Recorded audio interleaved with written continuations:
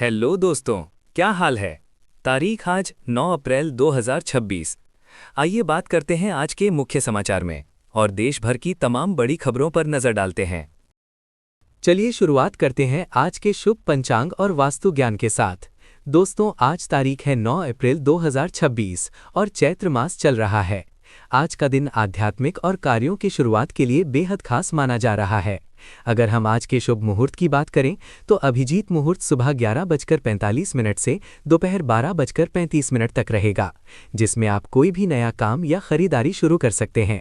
हालांकि राहु काल दोपहर 1:30 से शाम 3 बजे तक रहेगा। इस दौरान किसी भी महत्वपूर्ण कार्य या शुभ यात्रा से बचें। आज का विशेष वास्तु टिप ये है कि अपने घर के मुख्य द्वार पर केसर से स्वस्तिक जरूर बनाएं। इससे घर में नकारात्मक ऊर्जा का प्रवेश नहीं होता और सुख समृद्धि बनी रहती है। फिलहाल देखिए अगला अपडेट जो पूरी दुनिया के लिए बड़ी राहत लेकर आया है। दोस्तों, अमेरिका और ईरान के बीच पिछले काफी समय से चल रहा भीषण तनाव अब थमता नजर आ रहा है। पाकिस्तान की सफल मध्यस्थता के बाद दोनों देश 2 हफ्ते के युद्ध विराम यानी सीज फायर के लिए राजी हो गए हैं। डोनाल्ड ट्रंप ने इसे अपनी एक बड़ी और निर्णायक जीत बताया है। इस समझौते के तहत ईरान होर्मुज की खाड़ी को व्यापार के लिए तुरंत खोलने के लिए तैयार हो गया है, जिससे वैश्विक तेल सप्लाई में आसानी होगी।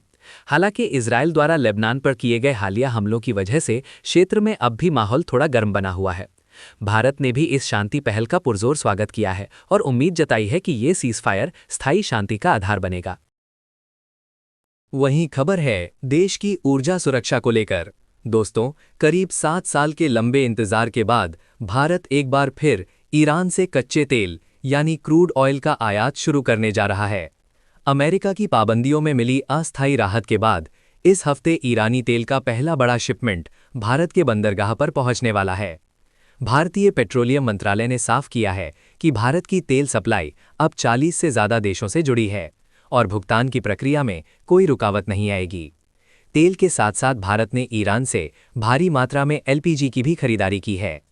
मिडिल ईस्ट के अशांत माहौल के बीच भारत का ये कदम अपनी इकोनॉमी और ईंधन की ज़रूरतों को पूरा करने के लिए एक मास्टर स्ट्रोक माना जा रहा है।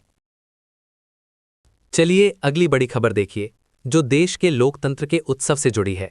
आज असम, केरल और पुडुचेरी में विधानसभा चुनाव के लिए मतदान हो रहा है।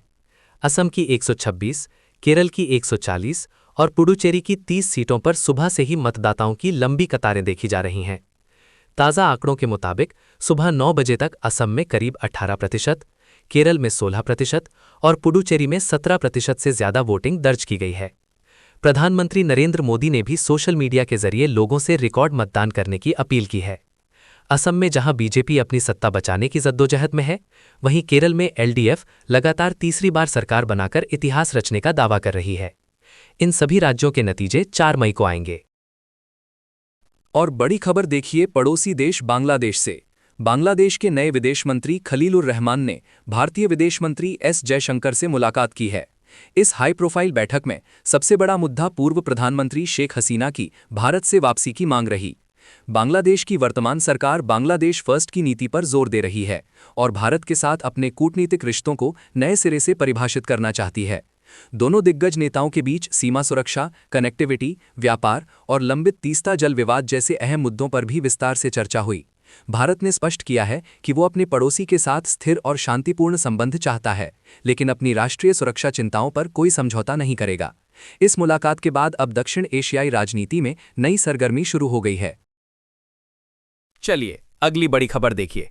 भारतीय रिजर्व बैंक यानी आरबीआई की मॉनेटरी पॉलिसी कमेटी की मीटिंग के नतीजे आ चुके हैं। दोस्तों, राहत की खबर यह है कि आरबीआई ने रेपो रेट में कोई बदलाव नहीं किया है और इसे 5.25% पर ही स्थिर रखा है, यानी आपके लोन की ईएमआई फिलहाल नहीं बढ़ने वाली है। देश की जीडीपी ग्रोथ का अनुमान भी 6.9% रखा गया है, जो अर्थव्यवस्था के लिए अच्छे संकेत हैं। गवर्नर संजय मल्होत्रा ने साफ किया कि वैश्विक युद्ध के झटकों और रुपए में आ रही कमजोरी को देखते हुए फिलहाल न्यूट्रल स्टांस को बरकरार रखा गया है। उनका कहना है कि शॉर्ट से मीडियम टर्म में ब्याज दरें कम रहने की उम्मीद है, जिससे आम जनता को फायदा होगा और बाजार में लिक्विडिटी बनी रहेगी। वहीं खबर है शेयर बाजार के उतार चढ़ाव को लेकर। कल यूएस और ईरान के बीच सीज फायर की खबरों ने बाजार में जान फूंक दी थी, जिसकी वजह से सेंसेक्स में 2900 से ज्यादा अंकों का ऐतिहासिक उछाल देखा गया। हालांकि आज बाजार की ओपनिंग थोड़ी मिली जुली रही है। दोस्तों, अंतर्राष्ट्रीय बाजार में कच्चा तेल यानी क्रूड ऑयल की कीमतों में आई गिरावट भारत के लिए किसी बड़ी राहत से कम नहीं है। इसी वजह से बैंकिंग और फाइनेंशियल स्टॉक्स में निवेशक जमकर खरीदारी कर रहे हैं। हालांकि ग्लोबल अनिश्चितता के कारण बाजार में थोड़ी अस्थिरता अब भी बनी हुई है। विशेषज्ञों की माने तो अगर कच्चा तेल की कीमतें इसी तरह स्थिर रहीं तो भारतीय शेयर बाजार जल्द ही नए रिकॉर्ड तोड़ सकता है। और बड़ी खबर देखिए, पश्चिम बंगाल की राजनीति से जुड़ी हुई। मुख्यमंत्री ममता बनर्जी ने अपनी पारंपरिक सीट भवानीपुर से आधिकारिक तौर पर नामांकन दाखिल कर दिया है। नामांकन के दौरान हजारों समर्थकों का हुजूम उमड़ पड़ा, जिसे देखकर ममता दीदी काफी भावुक नजर आईं। उन्होंने कहा कि उनका जीवन और संघर्ष इसी मिट्टी से शुरू हुआ था। दोस्तों, ममता बनर्जी ने चुनाव आयोग पर हमला बोलते हुए कहा कि वोटर लिस्ट से करीब 27 लाख नाम हटाए गए हैं, जिसके खिलाफ वो अब सुप्रीम कोर्ट का दरवाजा खटखटाएंगी। भवानीपुर का ये मुकाबला इस बार टीएमसी बनाम बीजेपी की बड़ी जंग में बदल चुका है। पूरे देश की नजरें अब इस हाई प्रोफाइल सीट पर टिकी हैं कि जनता किसका साथ देती है। फिलहाल देखिए अगला अपडेट, जो तमिलनाडु से आ रहा है। मुख्यमंत्री एमके स्टालिन ने परिसीमन यानी डीलिमिटेशन की प्रक्रिया पर केंद्र सरकार के खिलाफ बेहद सख्त रुख अपना लिया है। दोस्तों, स्टालिन ने साफ लफ्जों में कह दिया है कि बिना राज्य की सहमति और भरोसे के तमिलनाडु में किसी भी तरह का डीलिमिटेशन मंजूर नहीं किया जाएगा। उनका तर्क है कि जिन राज्यों ने जनसंख्या नियंत्रण में बेहतरीन प्रदर्शन किया है, उन्हें सीटों की संख्या कम करके सजा नहीं दी जानी चाहिए। उन्होंने इसे राज्यों के अधिकारों और संघीय ढांचे पर हमला बताया है। स्टालिन ने केंद्र से अपील की है कि वे दक्षिण भारतीय राज्यों की चिंताओं को समझें और बिना आम सहमति के कोई कदम ना उठाएं। देखिए, एक तो बिजली संकट और कीमतों को लेकर असम और मेघालय से एक बड़ी खबर सामने आ रही है। सुबनसिरी लोअर हाइड्रो प्रोजेक्ट से पैदा होने वाली अतिरिक्त बिजली को खरीदने से इन दोनों ही राज्यों ने साफ इनकार कर दिया है। दोस्तों, इसका सबसे बड़ा कारण टैरिफ यानी बिजली की बढ़ती कीमतें हैं। दोनों सरकारों को डर है कि अगर वे इस प्रोजेक्ट से महंगी बिजली खरीदती हैं तो इसका सीधा आर्थिक बोझ आम उपभोक्ताओं की जेब पर पड़ेगा और बिजली के बिल काफी बढ़ जाएंगे। इस फैसले ने हाइड्रो प्रोजेक्ट के भविष्य और इसकी उपयोगिता पर बड़े सवाल खड़े कर दिए हैं।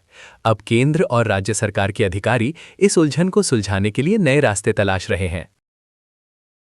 चलिए अगली बड़ी खबर देखिए, गुजरात से आ रही है, जहां खेल प्रेमियों के लिए बड़ी खुशखबरी है। साल 2030 के कॉमनवेल्थ गेम्स की मेजबानी के लिए गुजरात ने अपनी कमर कस ली है। इसी सिलसिले में कॉमनवेल्थ फेडरेशन का एक उच्च स्तरीय डेलीगेशन अहमदाबाद पहुंच चुका है। ये टीम यहां के स्टेडियमों और स्पोर्ट्स इंफ्रास्ट्रक्चर का बारीकी से मुआयना कर रही है। दोस्तों, आपको बता दें कि नरेंद्र मोदी स्टेडियम से लेकर ट्रांस स्टेडिया तक सभी वेन्यूज की अंतर्राष्ट्रीय मानकों पर जांच की जा रही है। अगर सब कुछ योजना के अनुसार रहा तो 2030 में भारत दुनिया के सबसे बड़े खेल आयोजनों में से एक की मेजबानी करेगा। इससे न केवल गुजरात बल्कि पूरे देश की खेल जगत में साख बढ़ेगी और पर्यटन को भी जबरदस्त बढ़ावा मिलेगा। सरकार इसके लिए बड़े निवेश की तैयारी में है। और बड़ी खबर देखिए अंतर्राष्ट्रीय मंच से, जो ईरान में रह रहे भारतीयों के लिए बेहद जरूरी है। दोस्तों, भारतीय दूतावास ने ईरान में मौजूद सभी भारतीय नागरिकों को एक ताज़ा एडवाइजरी जारी की है। इसमें सलाह दी गई है कि सुरक्षा कारणों से वे जल्द से जल्द ईरान छोड़ने पर विचार करें। हालांकि हाल ही में युद्ध विराम की खबरें आई थीं, लेकिन सुरक्षा एजेंसियां अभी भी वहां के हालातों को लेकर काफी चिंतित हैं। दूतावास ने भारतीयों से कहा है कि वे अपनी सुरक्षा का विशेष ध्यान रखें और स्थानीय प्रशासन के निर्देशों का पालन करें। पश्चिम एशिया में जारी तनाव को देखते हुए ये एहतियाती कदम उठाया गया है। अगर आप या आपका कोई जानने वाला वहां है तो तुरंत दूतावास के संपर्क में रहें और अपनी यात्रा की व्यवस्था करें। वहीं खबर है जम्मू कश्मीर के मुख्यमंत्री ओमर अब्दुल्ला को लेकर, जिन्होंने सीधे तौर पर अमेरिका की विदेश नीति पर कड़े सवाल खड़े किए हैं। दोस्तों, ओमर अब्दुल्ला ने वेस्ट एशिया, खासकर गाजा और लेबनान के हालातों को लेकर अमेरिकी नीतियों की आलोचना की है। उन्होंने कहा कि जो युद्ध विराम या सीज फायर के दावे किए जा रहे हैं, उनका जमीन पर कोई खास असर नहीं दिख रहा है। उनका मानना है कि जब तक वैश्विक ताकतें ईमानदारी से हस्तक्षेप नहीं करेंगी, तब तक आम लोगों को राहत नहीं मिलेगी। ओमर अब्दुल्ला का ये बयान अंतर्राष्ट्रीय राजनीति में भारत के भीतर से उठी एक महत्वपूर्ण आवाज माना जा रहा है। उन्होंने अंतर्राष्ट्रीय समुदाय से अपील की है कि वे शांति के लिए दिखावा छोड़ ठोस कदम उठाएं, ताकि निर्दोष लोगों की जान बचाई जा सके। फिलहाल देखिए अगला अपडेट सिक्किम से आ रहा है, जहां फंसे हुए पर्यटकों के लिए भारतीय सेना देवदूत बनकर सामने आई है। उत्तरी सिक्किम के लाचेन इलाके में भारी बर्फबारी और भूस्खलन के कारण सैकड़ों पर्यटक फंस गए थे। लेकिन अब अच्छी खबर यह है कि भारतीय सेना के जवानों ने कड़ी मशक्कत के बाद रास्तों को साफ कर दिया है और रेस्क्यू ऑपरेशन शुरू कर दिया है। पर्यटकों को सुरक्षित स्थानों पर ले जाया जा रहा है और उन्हें भोजन व दवाइयां मुहैया कराई जा रही हैं। खराब मौसम और खतरनाक रास्तों के बावजूद सेना का हौसला कम नहीं हुआ। दोस्तों, अगर आप भी पहाड़ों पर घूमने का प्लान बना रहे हैं तो मौसम विभाग की चेतावनी का खास ध्यान रखें और सेना के इन जांबाज जवानों के लिए एक लाइक तो बनता है। देखिए, एक तो भारत ने विज्ञान के क्षेत्र में आज एक नया इतिहास रच दिया है। कल पक्कम में स्थित भारत के प्रोटोटाइप फास्ट ब्रीडर रिएक्टर ने अपनी पहली क्रिटिकलिटी हासिल कर ली है। दोस्तों, इसका मतलब है कि भारत अब थोरियम आधारित स्टेज 2 न्यूक्लियर पावर के दौर में आधिकारिक तौर पर प्रवेश कर चुका है। ये उपलब्धि इसलिए खास है क्योंकि ऐसी तकनीक दुनिया के गिने चुने देशों के पास ही है। अंतर्राष्ट्रीय परमाणु ऊर्जा एजेंसी यानी IAEA ने भी भारत की इस कामयाबी की जमकर तारीफ की है। इससे भारत आने वाले समय में क्लीन एनर्जी और बिजली के क्षेत्र में पूरी तरह आत्मनिर्भर बन जाएगा। प्रधानमंत्री मोदी ने भी वैज्ञानिकों की इस मेहनत को सराहा है, जो भारत को ऊर्जा के क्षेत्र में विश्व गुरु बनाने की दिशा में बड़ा कदम है। चलिए अगली बड़ी खबर देखिए। दोस्तों, आज से कॉर्पोरेट जगत के लिए बेहद अहम क्वार्टरली अर्निंग सीजन की शुरुआत हो रही है। देश की सबसे बड़ी IT दिग्गज कंपनी टाटा कंसल्टेंसी सर्विसेज यानी TCS आज अपने चौथे तिमाही यानी Q4 के वित्तीय नतीजे पेश करने वाली है। पूरे बाजार की नजरें TCS के रेवेन्यू और मार्जिन पर टिकी हैं, क्योंकि इसके नतीजों से ही आने वाले समय में IT सेक्टर की दिशा तय होगी। एक्सपर्ट्स का मानना है कि इस बार कंपनी के मुनाफे में अच्छी बढ़ोतरी देखी जा सकती है। इसके साथ ही डिविडेंड का भी ऐलान हो सकता है। अगर आप भी शेयर बाजार में निवेश करते हैं तो आज TCS के शेयरों पर नजर जरूर रखिएगा। MDS न्यूज आपको पल पल की जानकारी देता रहेगा। देखते हैं शाम तक आंकड़ों में क्या खास निकल कर आता है। और बड़ी खबर देखिए, महाराष्ट्र के पुणे से एक बेहद चौंकाने वाला मामला सामने आया है, जहां एक डॉक्टर को शेयर मार्केट के नाम पर 12 करोड़ रुपए का भारी भरकम चूना लगा दिया गया।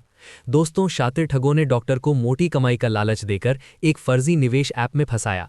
शुरुआत में उन्हें कुछ मुनाफा दिखाया गया, लेकिन जब उन्होंने बड़ी रकम निवेश कर दी तो ठगों ने सारे पैसे हड़प लिए। पुलिस ने अब इस मामले की जांच शुरू कर दी है और साइबर सेल सक्रिय हो गया है। MDS न्यूज आपसे बार बार अपील करता है कि अनजान लिंक या लुभावने वादों वाले ऐप्स पर भरोसा न करें। अपनी मेहनत की कमाई को सुरक्षित रखें और किसी भी निवेश से पहले विशेषज्ञों की सलाह जरूर लें। साइबर सुरक्षा ही बचाव है। वहीं खबर है नोएडा से। एक दर्दनाक खबर आ रही है, जहां पिकनिक मनाने गए एक छात्र की गहरे पानी भरे प्लॉट में डूबने से मौत हो गई। दोस्तों, ये हादसा तब हुआ जब कुछ दोस्त मिलकर एक खाली पड़े प्लॉट में जमा हुए बारिश के पानी के पास गए थे। खेल खेल में छात्र का पैर फिसल गया और वो गहरे पानी में चला गया। आसपास के लोगों ने उसे बचाने की कोशिश की, लेकिन तब तक काफी देर हो चुकी थी। इस घटना के बाद इलाके में मातम पसरा हुआ है और पीड़ित परिवार का रो रो कर बुरा हाल है। स्थानीय प्रशासन से सवाल उठ रहे हैं कि खुले पड़े ऐसे प्लॉट्स को सुरक्षित क्यों नहीं किया जाता। आप भी अपने बच्चों का ध्यान रखें और उन्हें ऐसे खतरनाक स्थानों पर जाने से रोकें।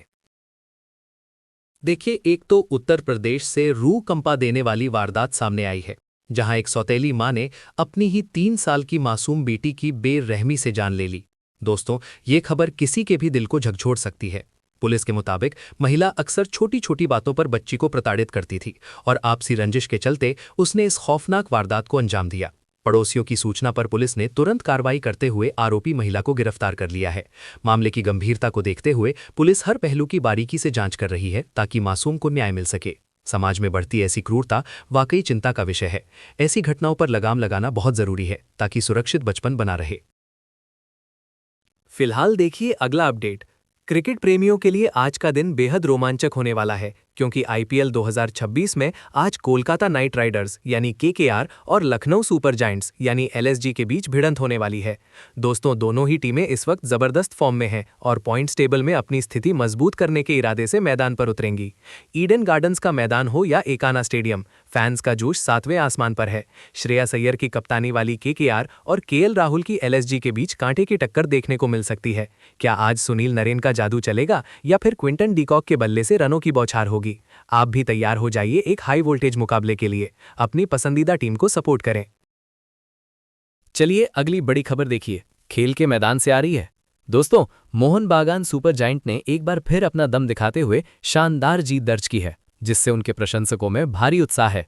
वहीं दूसरी ओर भारतीय महिला फुटबॉल प्रेमियों के लिए भी एक बड़ी खबर है। अखिल भारतीय फुटबॉल महासंघ ने आगामी ट्राई नेशन टूर्नामेंट के लिए भारतीय महिला स्क्वाड की घोषणा कर दी है।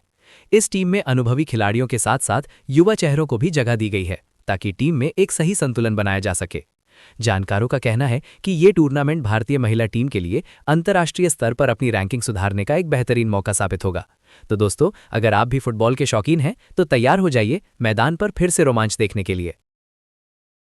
वहीं खबर है हमारे पड़ोसी देश पाकिस्तान से, जहां सरकार ने 9 और 10 अप्रैल को सार्वजनिक अवकाश यानी पब्लिक हॉलिडे का ऐलान किया है। दोस्तों, आपको बता दें कि ये फैसला किसी त्योहार के लिए नहीं, बल्कि अमेरिका और ईरान के बीच होने वाली महत्वपूर्ण उच्च स्तरीय वार्ता के मद्देनजर लिया गया है। पाकिस्तान इस समय इन दोनों देशों के बीच मध्यस्थता या मेजबानी की भूमिका निभा रहा है, जिसके चलते सुरक्षा व्यवस्था बेहद सख्त कर दी गई है। इस छुट्टी का उद्देश्य शहर में यातायात और सुरक्षा प्रोटोकॉल को सुचारू रूप से बनाए रखना है।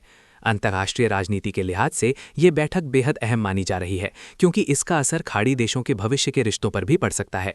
फिलहाल पाकिस्तान में हलचल काफी तेज है। चलिए, खबर आ रही है ईरान से, जिसने वैश्विक समुद्री व्यापार को लेकर एक बड़ा फैसला किया है। दोस्तों, ईरान ने दुनिया के सबसे व्यस्त समुद्री रास्तों में से एक होर्मुज स्ट्रेट की जगह अब एक वैकल्पिक यानी ऑप्शनल रूट की घोषणा कर दी है। इसके पीछे का मुख्य कारण समुद्री बारूदी सुरंगों यानी सी माइंस का खतरा बताया जा रहा है।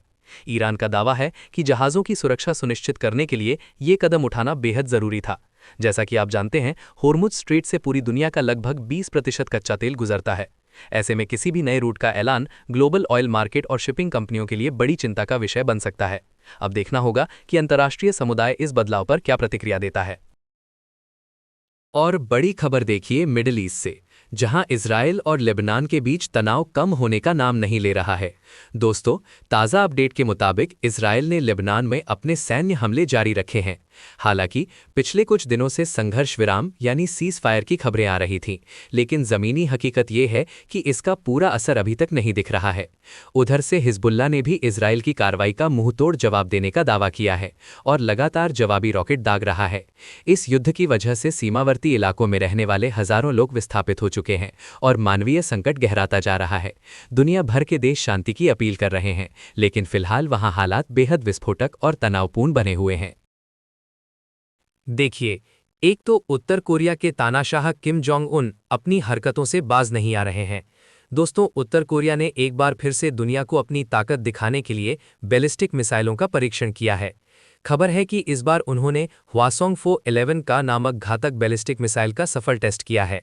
विशेषज्ञों का मानना है कि ये मिसाइल बेहद सटीक मार करने में सक्षम है और दक्षिण कोरिया समेत अमेरिका के लिए एक बड़ी चुनौती बन सकती है। उत्तर कोरिया के इस कदम के बाद जापान और अमेरिका की सेनाएं भी अलर्ट मोड पर आ गई हैं। दोस्तों, किम जोंग का कहना है कि वे अपनी रक्षा के लिए हथियारों के आधुनिकीकरण को और तेज करेंगे, जिससे पूरे क्षेत्र में डर का माहौल बना हुआ है। फिलहाल देखिए अगला अपडेट। दोस्तों, एक बड़ी खबर आ रही है। भारत ने फैसला किया है कि वो साल 2028 में होने वाले वैश्विक जलवायु सम्मेलन यानी COP33 की मेज़बानी नहीं करेगा। पहले चर्चा थी कि भारत इसे होस्ट करने का इच्छुक है, लेकिन अब सरकार ने अपनी प्राथमिकताओं में बदलाव किया है। सूत्रों के मुताबिक भारत अब अंतर्राष्ट्रीय सम्मेलनों के बजाय घरेलू विकास और जलवायु लक्ष्यों को ज़मीनी स्तर पर पूरा करने पर ज़्यादा ध्यान केंद्रित करना चाहता है। पर्यावरण विशेषज्ञों का मानना है कि इतने बड़े ग्लोबल इवेंट की मेज़बानी में भारी निवेश और समय की ज़रूरत होती है। फिलहाल भारत अपनी रिन्यूएबल एनर्जी और कार्बन उत्सर्जन कम करने की नीतियों पर मजबूती से काम कर रहा है। MDS न्यूज़ पर हम बता दें कि इस फैसले से वैश्विक राजनीति में भारत के रुख में एक बड़ा बदलाव देखने को मिला है। वहीं खबर है, दोस्तों, प्रधानमंत्री मुद्रा योजना ने अपने सफर के 10 साल शानदार तरीके से पूरे कर लिए हैं। ये योजना छोटे कारोबारियों के लिए किसी वरदान से कम साबित नहीं हुई है। सरकार के ताज़ा आंकड़ों के अनुसार पिछले एक दशक में 32 लाख करोड़ रुपए से भी ज्यादा के लोन वितरित किए गए हैं। इससे करोड़ों लोगों को अपना खुद का बिजनेस शुरू करने और नए रोजगार के अवसर पैदा करने में मदद मिली है। छोटे शहरों से लेकर गांवों तक मुद्रा लोन ने आर्थिक आज़ादी की एक नई लहर पैदा की है। महिलाओं और युवाओं ने इस योजना का सबसे ज्यादा लाभ उठाया है। MDS न्यूज़ पर विशेषज्ञों का कहना है कि माइक्रो फाइनेंस सेक्टर में इस योजना ने एक बड़ी क्रांति ला दी है, जिससे देश की GDP को भी बड़ा सहारा मिल रहा है। चलिए अगली बड़ी खबर देखिए। दोस्तों, भारत और UAE के बीच रिश्तों में एक और नया अध्याय जुड़ने जा रहा है।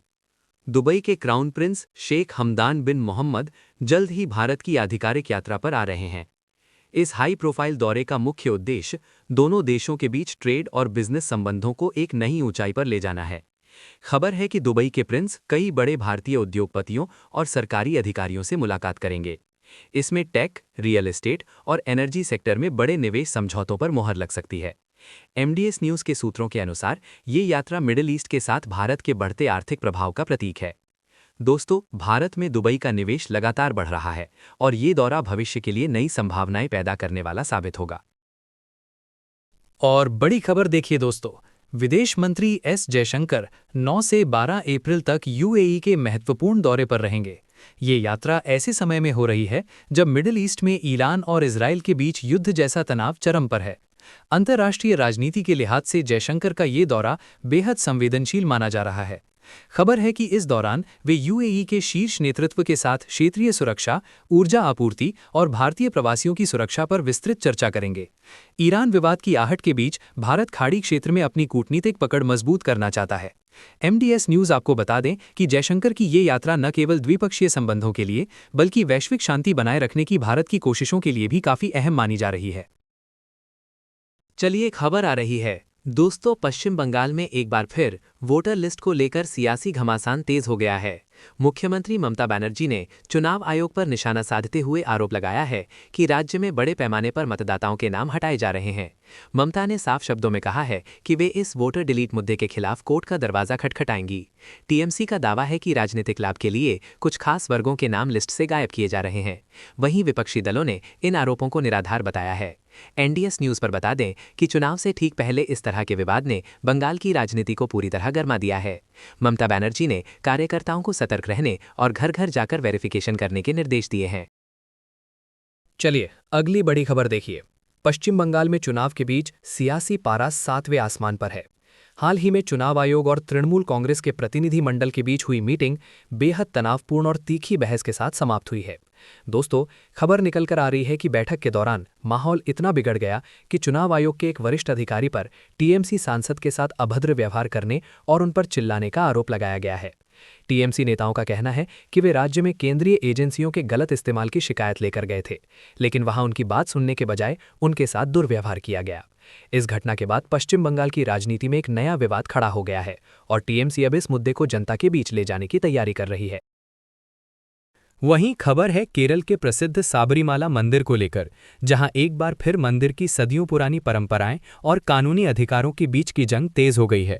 दोस्तों, सुप्रीम कोर्ट में साबरीमाला केस को लेकर अहम चर्चा हुई है, जिसमें मंदिर की विशेष परंपराओं और धार्मिक स्वतंत्रता पर गंभीर सवाल उठाए गए हैं। कोर्ट इस बात की गहराई से जांच कर रहा है कि क्या किसी मंदिर की परंपराएं संवैधानिक अधिकारों से ऊपर हो सकती हैं।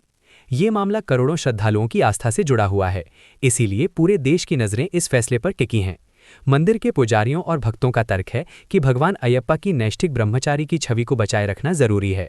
अब देखना यह है कि कानून और आस्था के इस टकराव में सुप्रीम कोर्ट क्या मध्यम मार्ग अपनाता है। और बड़ी खबर देखिए तमिलनाडु की राजधानी चेन्नई से, जहां आधुनिक तकनीक ने पारंपरिक कलाकारों के पेट पर लात मार दी है। दोस्तों, चेन्नई में पहले चुनावों और बड़े आयोजनों के वक्त म्यूरल आर्टिस्ट्स यानी दीवारों पर पेंटिंग करने वाले कलाकारों की भारी मांग रहती थी, लेकिन इस बार डिजिटल कैंपेन और एलईडी स्क्रीन के बढ़ते चलन के कारण इन कलाकारों का काम बुरी तरह प्रभावित हुआ है। सड़कों पर जो लंबी चौड़ी दीवारें पहले खूबसूरत पेंटिंग से भरी रहती थीं, अब वहां या तो सन्नाटा है या डिजिटल पोस्टर लगे हुए हैं। इन कलाकारों का कहना है कि उनकी रोजी रोटी अब खतरे में है, क्योंकि लोग कम समय और चमक धमक की वजह से डिजिटल माध्यमों को चुन रहे हैं। ये बदलते वक्त की कड़वी हकीकत है कि कैसे तकनीक पुरानी कलाओं को खत्म कर रही है। चलिए खबर आ रही है जम्मू कश्मीर से, जहां खेलों के प्रशासन में पारदर्शिता लाने के लिए कोर्ट ने बड़ा कदम उठाया है। दोस्तों, जम्मू कश्मीर हाई कोर्ट ने बैडमिंटन एसोसिएशन में नेशनल स्पोर्ट्स कोड के उल्लंघन को लेकर सख्त रुख अपनाया है। कोर्ट ने एसोसिएशन से एक विस्तृत अफिडेविट यानी हलफनामा मांगा है, जिसमें यह स्पष्ट करना होगा कि क्या वे खेल मंत्रालय के नियमों का पालन कर रहे हैं या नहीं। दरअसल स्पोर्ट्स कोड के नियमों के मुताबिक पदाधिकारियों का कार्यकाल और चुनाव प्रक्रिया पारदर्शी होनी चाहिए, जिसमें कथित तौर पर गड़बड़ी पाई गई है। इस फैसले से राज्य के खिलाड़ियों में एक नई उम्मीद जगी है कि अब भाई भतीजावाद खत्म होगा और योग्य खिलाड़ियों को मौका मिलेगा। खेल जगत में सफाई के लिए कोर्ट का यह हस्तक्षेप वाकई काबिले तारीफ है। फिलहाल देखिए अगला अपडेट हमारी सेना की ताकत से जुड़ा हुआ है। भारत और मिस्र की सेनाओं के बीच रक्षा संबंधों को नई ऊंचाई देने के लिए साइक्लोन नामक जॉइंट स्पेशल फोर्सेज एक्सरसाइज का आयोजन किया जा रहा है। दोस्तों, ये सैन्य अभ्यास 9 से 17 अप्रैल तक चलेगा, जिसमें दोनों देशों के घातक कमांडोज एक साथ युद्ध की बारीकियां सीखेंगे। इसका मुख्य उद्देश्य मरुस्थलीय इलाकों में आतंकवाद विरोधी अभियानों और सामरिक सहयोग को बेहतर बनाना है। पिछले कुछ वर्षों में भारत और मिस्र के बीच सामरिक रिश्ते काफी मजबूत हुए हैं और ये अभ्यास उसी कड़ी का एक अहम हिस्सा है। दोनों सेनाएं एक दूसरे की तकनीकों और हथियारों के इस्तेमाल का अनुभव साझा करेंगी। MDS न्यूज आपको देश की रक्षा से जुड़ी हर ऐसी खबर सबसे पहले पहुंचाता रहेगा। चलिए, खबर आ रही है कर्नाटक से, जहां आज लाखों छात्रों का इंतजार खत्म होने जा रहा है। दोस्तों, कर्नाटक स्कूल परीक्षा और मूल्यांकन बोर्ड यानी KSEAB आज दोपहर 3 बजे IIPUC यानी 12वीं कक्षा के परिणाम घोषित करने वाला है। आपको बता दें कि इस साल करीब 7,10,000 से ज्यादा छात्रों ने इस परीक्षा में हिस्सा लिया था। शिक्षा विभाग के अधिकारियों के अनुसार रिजल्ट आधिकारिक वेबसाइट karresults.nic.in पर अपलोड कर दिया जाएगा।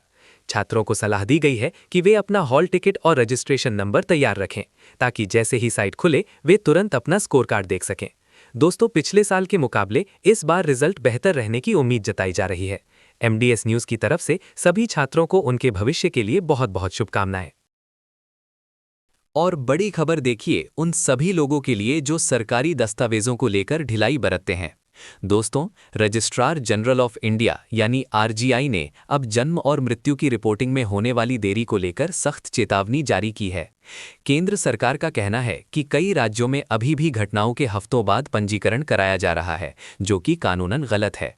अब नए नियमों के तहत निर्धारित समय सीमा के भीतर रजिस्ट्रेशन करना अनिवार्य होगा, वरना भारी जुर्माना देना पड़ सकता है। सरकार का उद्देश्य डिजिटल डेटाबेस को सटीक बनाना है, ताकि सरकारी योजनाओं का लाभ सही लोगों तक पहुंच सके। अगर आपके घर में भी कोई नया सदस्य आया है या किसी की मृत्यु हुई है, तो तुरंत उसका सर्टिफिकेट जरूर बनवा लें। वहीं खबर है वैश्विक बाजार से, जहां अमेरिका और चीन के बीच व्यापार युद्ध एक बार फिर चरम पर पहुंच गया है। दोस्तों, अमेरिका ने चीनी सामानों पर टैरिफ की दरों को बढ़ाकर प्रभावी रूप से 104% तक कर दिया है। ये कदम मुख्य रूप से electric vehicle, lithium ion battery और सेमीकंडक्टर्स जैसे उत्पादों को निशाना बनाकर उठाया गया है। अमेरिकी प्रशासन का कहना है कि वे अपने घरेलू उद्योगों को चीन की अनुचित व्यापार नीतियों से बचाना चाहते हैं, लेकिन जानकारों का मानना है कि इससे पूरी दुनिया में महंगाई बढ़ सकती है और सप्लाई चेन बुरी तरह प्रभावित हो सकती है। अब देखना यह होगा कि क्या चीन इसका जवाब अमेरिकी उत्पादों पर प्रतिबंध लगाकर देता है या नहीं। ये ट्रेड वॉर वैश्विक अर्थव्यवस्था के लिए खतरे की घंटी है। फिलहाल देखिए अगला अपडेट दक्षिण कोरिया से, जहां राजनैतिक भूचाल के बाद अब जल्द ही स्नैप इलेक्शन यानी समय से पहले चुनाव कराए जाने की तैयारी चल रही है। दोस्तों, राष्ट्रपति यून सुक यॉल द्वारा लगाए गए मार्शल लॉ के फैसले के बाद देश में जबरदस्त आक्रोश है। विपक्षी दल और आम जनता लगातार उनके इस्तीफे की मांग कर रहे हैं। संवैधानिक संकट को देखते हुए वहां की संसद और चुनाव आयोग सक्रिय हो गए हैं। अगर स्थिति नहीं सुधरती है तो अगले कुछ महीनों के भीतर ही देश को नया राष्ट्रपति चुनने के लिए वोट डालना पड़ सकता है। सियोल की सड़कों पर हजारों लोग प्रदर्शन कर रहे हैं और लोकतंत्र की रक्षा की मांग कर रहे हैं। अंतर्राष्ट्रीय समुदाय भी दक्षिण कोरिया के इन हालातों पर पैनी नजर बनाए हुए है। देखिए, एक तो यूक्रेन युद्ध के मैदान में लड़ रहा है, लेकिन अब वहां के रेयर अर्थ मिनरल्स यानी दुर्लभ खनिजों को लेकर एक बड़ी चर्चा शुरू हो गई है। दोस्तों, राष्ट्रपति ज़ेलेंस्की ने हाल ही में अंतर्राष्ट्रीय भागीदारों के साथ यूक्रेन के विशाल खनिज भंडार पर चर्चा की है। यूक्रेन की धरती में लिथियम, टाइटेनियम और कोबाल्ट जैसे कीमती खनिजों का भंडार है, जो भविष्य की ग्रीन टेक्नोलॉजी और चिप मेकिंग के लिए बेहद जरूरी हैं। पश्चिमी देश चाहते हैं कि वे अपनी खनिज जरूरतों के लिए चीन पर निर्भरता कम करें, और यूक्रेन इसमें एक बड़ा मददगार साबित हो सकता है। जानकारों का कहना है कि युद्ध के बाद यूक्रेन के पुनर्निर्माण में ये खनिज सबसे बड़ी भूमिका निभाएंगे। ये चर्चा अब रणनीतिक स्तर पर काफी महत्वपूर्ण हो गई है। चलिए अगली बड़ी खबर देखिए। दोस्तों, हिटाची एनर्जी इंडिया को लेकर बाजार में काफी हलचल मची हुई है। कंपनी ने हाल ही में अपना भविष्य का सकारात्मक अनुमान यानी पॉजिटिव फोरकास्ट जारी किया है, जिससे निवेशकों और बाजार विशेषज्ञों के चेहरे खिल गए हैं।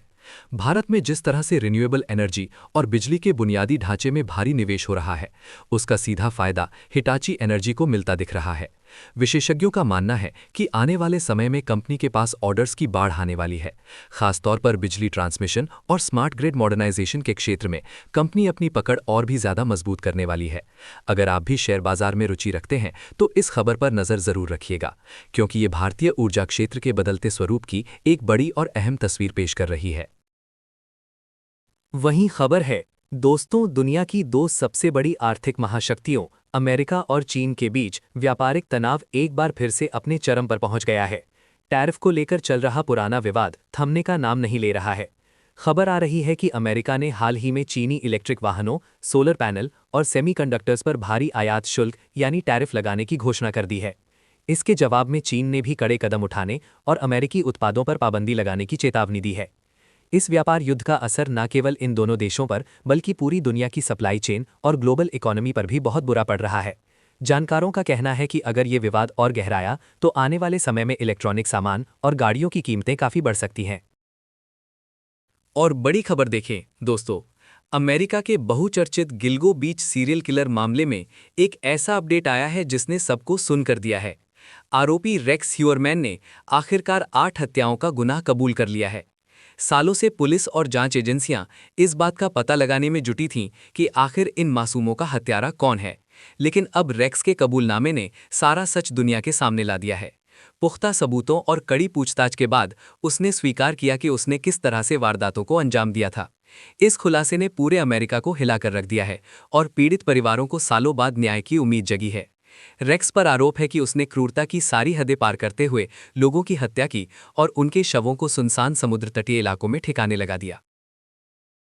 चलिए, खबर आ रही है दोस्तों, फिलाडेल्फिया से एक बेहद दुखद और डरावनी खबर सामने आ रही है, जहां एक मल्टी लेवल पार्किंग गैरेज अचानक से ताश के पत्तों की तरह ढह गया। इस भीषण हादसे में कई लोगों के मारे जाने की पुष्टि हुई है और अभी भी मलबे में कई गाड़ियां और लोग दबे हुए हैं। स्थानीय प्रशासन ने तुरंत युद्ध स्तर पर राहत और बचाव कार्य शुरू कर दिया है, लेकिन मलबे के भारी ढेर के कारण रेस्क्यू ऑपरेशन में काफ़ी दिक्कतों का सामना करना पड़ रहा है। शुरुआती रिपोर्टों की माने तो इमारत के स्ट्रक्चर में खराबी और खराब रखरखाव को इस हादसे की बड़ी वजह माना जा रहा है। शहर के मेयर ने इस मामले की उच्च स्तरीय जांच के आदेश दे दिए हैं।